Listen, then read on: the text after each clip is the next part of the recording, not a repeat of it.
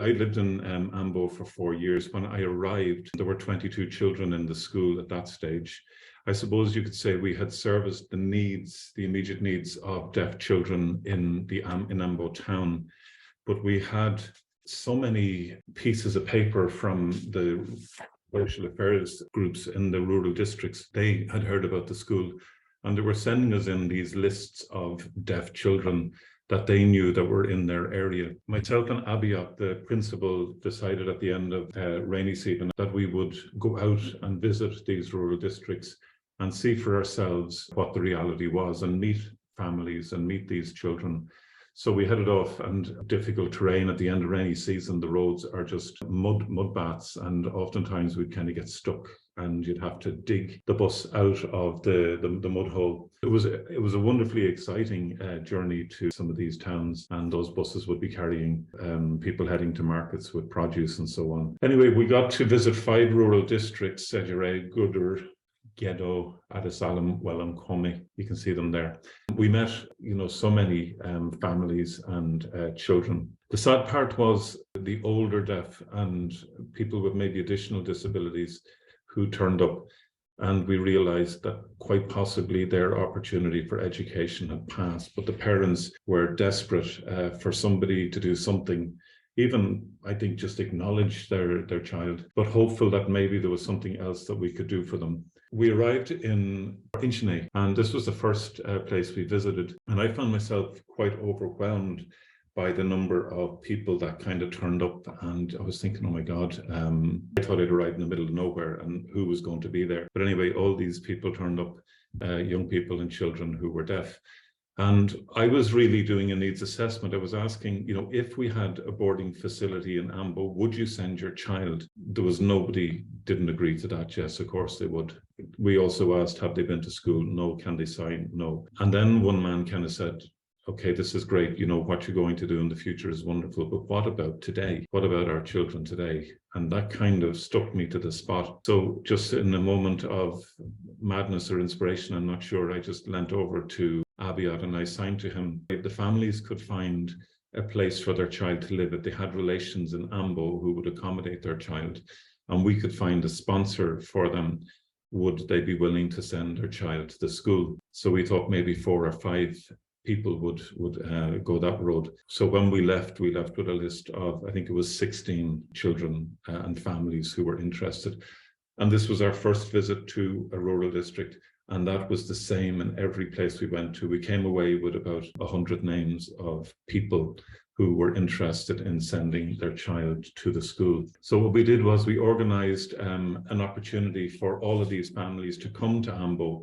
We arranged for them to get a bus to bring their children. We gave them a stipend to pay for that.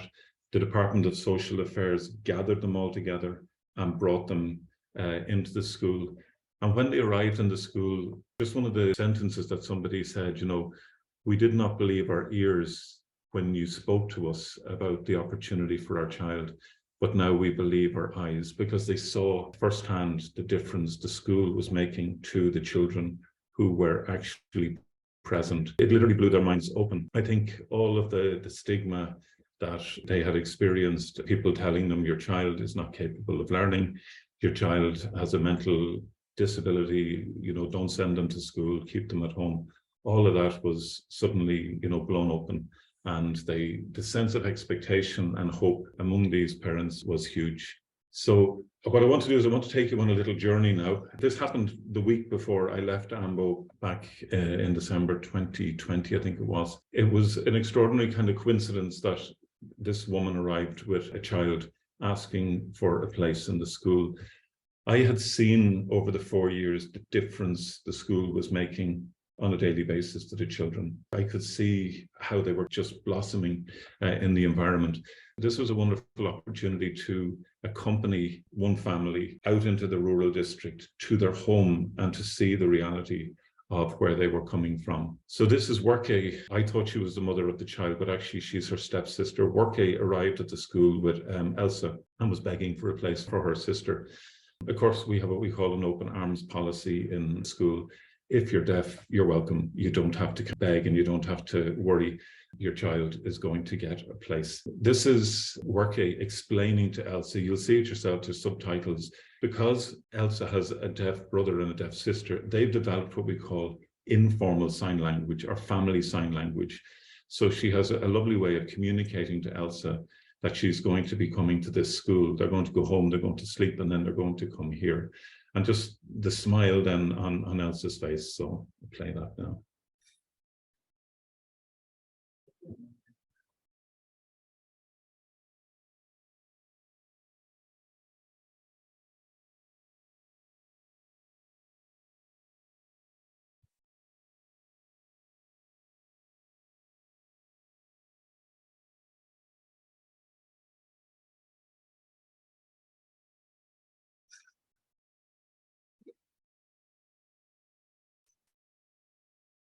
Worke invited me to join them on their journey back to the rural district the following day to give the news to their siblings and to the family that the children were going to be welcomed at the deaf school. So at the break of dawn, 6 a.m. in the morning, up we get, and we're trying to get the first Isuzu truck, not a bus, Wenshi, Lake Wenshi. It's only 35 kilometers for Ambo, but you'll see that that means nothing because the road was horrendous. The dust, the dirt, but beautiful location, one of the most lovely places I visited in Ambo, or in Ethiopia. And this is where they were heading. When we got to the end of the road, Worke is kind of pointing way out into the distance. 8 kilometers away is where their village is. I was actually quite excited then about this journey because just looking at that view, I thought, this is a journey into, the unknown, despite the fact that it was very hot. Off we headed. We walked down through these ravines. In the time we were traveling in December, of course, it was dry season, so it was incredibly dusty. I mean, really, you can imagine if there was a wind, you'd be covered in dust. But in rainy season, this is impassable. So this is an area where no truck, no car, no vehicle has probably ever traveled out.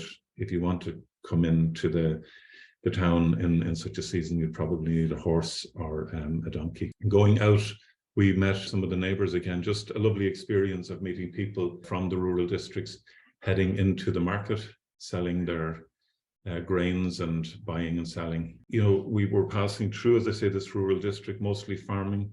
And 82% of the people in Ethiopia are subsistence farmers. They literally live hand to mouth from what they get in a year, no savings. And if there's a bad season, obviously it's going to be a problem. But it reflects the reality for most of our children that they're coming from this sort of an environment, and their parents wouldn't be able to afford to send them to the school. So that's why we provide funding for accommodation. Arriving at the home only 35 kilometers away, but a 3.5-hour journey. I felt like I traveled 1,000,000 miles, to be honest with you.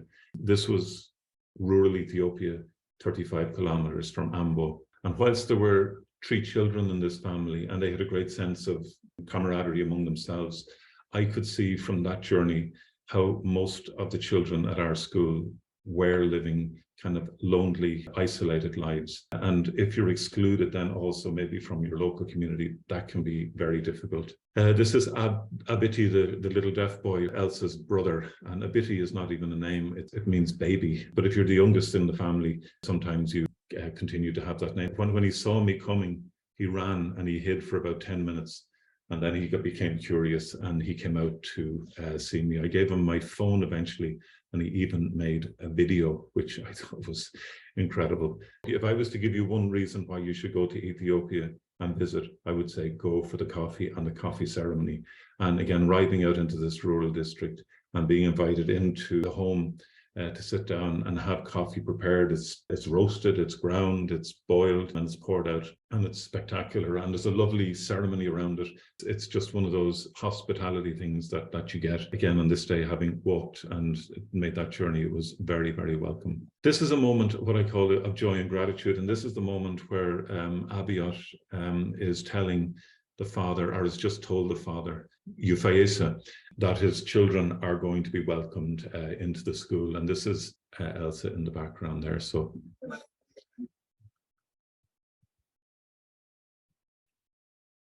So the whole family are thrilled about this.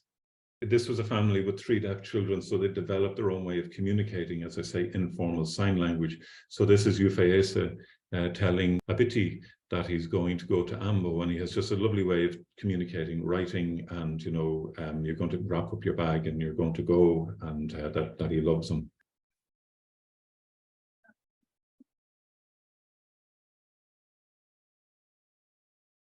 So, and I think Abiti understands, and he seems somewhat happy about this. So he gets himself dusted off. The dust is incredible in the area. He's heading off, and he has my bag. He's determined he's going to carry that. He actually is bringing nothing else. I didn't think they were going to come to Ambo that day. I thought we were going to visit them and we'd go back. But no, they weren't going to miss this opportunity. They were leaving today in case we changed our mind. So Abiti literally walked out with the clothes he had on, and that was it. And of course, before we went, we had to have a family group photograph. I felt sorry for the little girl in the front here, because she would be their cousin, and I suppose they were a little unit, and maybe her friends are heading off. But again, I hope she would understand at some stage why that was the case. So we headed off out the gate. The whole family would walk us to the edge of their village and wave goodbye and send us on our way to Ambo. And I can hear in this video, you won't hear it, but as they greet the neighbors, one of the sisters is saying, "The American has come and he's bringing the children to school."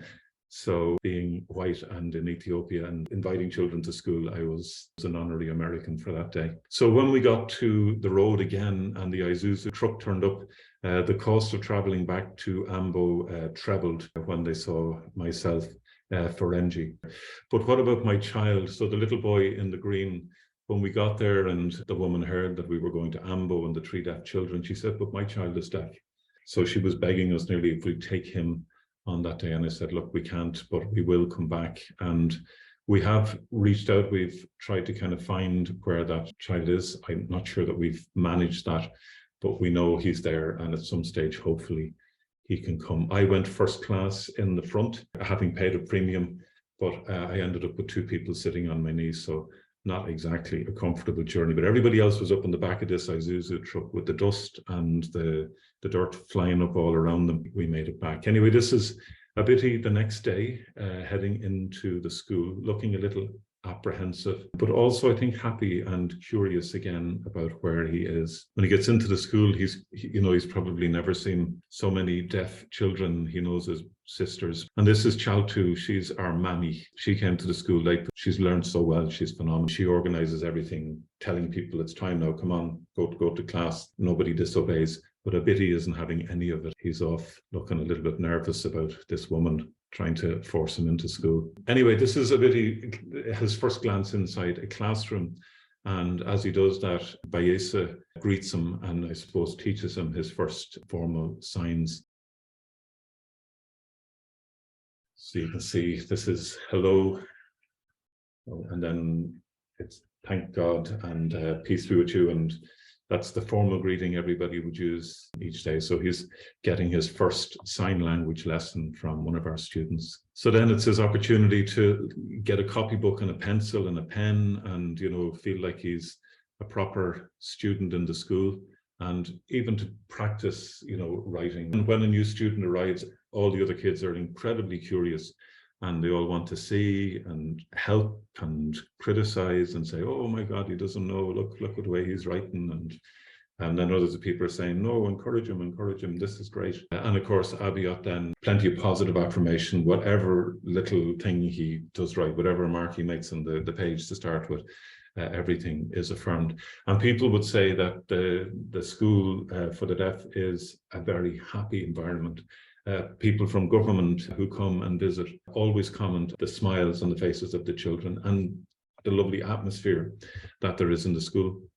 And again, any visitors we have from outside always comment on this. I'm not saying they don't have their rows, I'm not saying they don't have their little fights, but overall, there is just a wonderful positive atmosphere.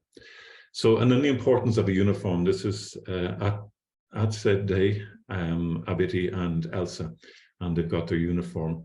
It's very difficult to explain to children who don't have sign language and the ability to understand that we can't just magic a uniform. Taraku has to come, he has to measure them, he has to go away, he has to sew it, it'll take maybe 3 weeks. So every day I would go down, and any new student in the school will be at me, and they'll be talking about when clothes, when are we going to have them? You just keep kind of saying tomorrow, and then eventually tomorrow comes. But the uniform gives them a great sense of identity. They now belong in the school. This is, somebody like Abiti maybe takes it for granted, but somebody like Atsade realizes that she now has a place. I just want to run through these slides. This is, again, Abiti. These children have not belonged in their communities and have been sidelined and maybe isolated. And now they come into the school for the deaf and they feel a sense of belonging. They have a sense of identity. Language, how vital is that for all of us? Again, coming into the school, the opportunity to be able to express themselves, to share a thought or an opinion or an emotion or a feeling, to be able to understand what somebody is communicating to you, to be able to call another deaf child a name and start a row. Isn't that fantastic? I love that. The idea that you can begin a row by kind of signing, but also the ability to be able to say you're sorry and, make friends again. So language, we take it for granted, but for these kids, it really does, it unlocks all of their potential when they get sign language. So identity, say when they arrive into the school, they see themselves reflected maybe for the first time in the other children that are there. One of our students would say when she came to the school, she thought she was the only deaf child in the world. And now suddenly she realizes there's many more. They form community, that sense of identity, a sense of pride in who they are as a deaf person, not stigmatized, not marginalized, not on the edge. So that's really important. Self-esteem, again, Lensa here, when she came, so shy, full of life and energy in the school, but as soon as she stepped outside, she went into a little kind of a cocoon, always conscious of people watching her. So you tried to sign with her as you're going downtown and she wouldn't, no, don't, let me walk along. That was when she arrived, but within a couple of years had ditched all of that, was out, walked through that gate with a real sense of pride and self-esteem and, as I say, identity, not in any way kind of ashamed, didn't mind if people were looking at her, and had really blossomed. And there's a lovely video we have on our website about Lensa coming to school as well. And then friendship. Again, this little fella, Lasa, we met him in Gooder. 2 years later, he arrived at the school. It took him 2 years to be able to find a place to stay. Maybe he was old enough. But again, his father would have said that in the town, he didn't really have too many friends. So when he came to the school, I asked the little fella on the right-hand side in Gidderwork, who was living close to him, I said, you look after him. And Gidderwork is one of our brightest kids. He's incredible. And I said, will you look after him, bring him to school every day, teach him sign language, help them to and they've become great friends, and Asosa as well. So there is a real sense of these kids having a wonderful sense of connection with each other in the school. And then pride. Now I say pride, and I use that to reflect something that happens within the parents. In the beginning, they came to the school, they didn't believe what their ears were hearing. So they had a great sense of pride now in their child. All of the negative information that they've been fed in the past was gone. And these parents then become our greatest advocates, and the greatest advocates of deaf people in the rural districts. They go back and they work to dispel the myths. They say, no, they don't accept this anymore. And word of mouth, the parents return to the countryside. They come regular enough. Maybe they're bringing food to their children in their houses. Maybe they're coming in to get something in the town. But when they go back, word of mouth out into the rural districts, telling people, no, if you've got a deaf child, your child can learn.